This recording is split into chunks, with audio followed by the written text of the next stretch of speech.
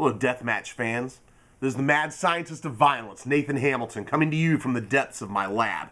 And that can mean only one thing. The season of bloodshed is once again upon us. IWA Deep South's Carnage Cup 10 takes place this weekend in Jasper, Tennessee. Now, the stipulations for the semifinal round have not yet been revealed, but I can spill the beans on one of them for you.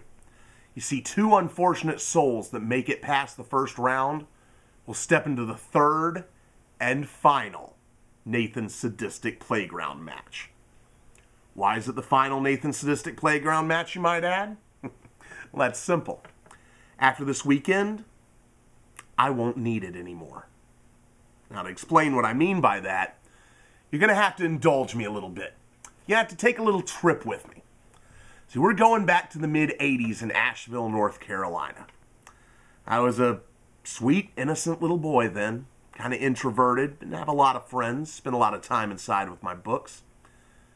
And there was a playground just down the street from my house. My mother decided that the best thing for me to do would be to go to this playground. She said, "Nathan, you need to get outside. You need to enjoy the sunshine. You need to make friends." What I found on that playground was not friends. What I found on that playground was pain.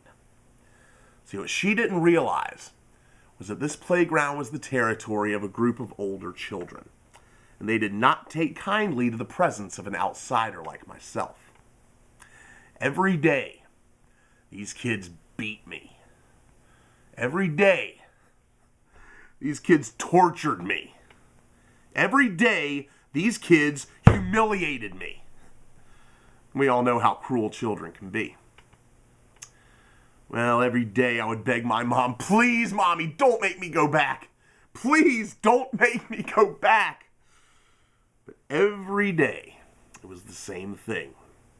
"Those kids will come around, Nathan. You need to go make friends. You need to be out in the sunshine. You need to play like normal children." Normal children. Normal children were the ones who made that playground my own personal hell until we moved away. It was on that playground that violence first entered my life. It was on that playground that I discovered that the darkness was my friend. It was on that playground, and not at church like they intended, that I learned that there is power in the blood. The events of that playground haunted me. The things that took place on that playground twisted me. The things that happened on that playground set me on the path to become who I am today. The sickest mind in the American deathmatch wrestling scene. Now, fast forward almost 3 decades later to Carnage Cup 8. Kevin Brandon comes to me and says, "Nathan, I want you to create the sickest, most vile, most demented deathmatch environment that you possibly can. I want the sickest thing ever seen." And I didn't even wait a second. I said, "Kevin, it has to be a playground."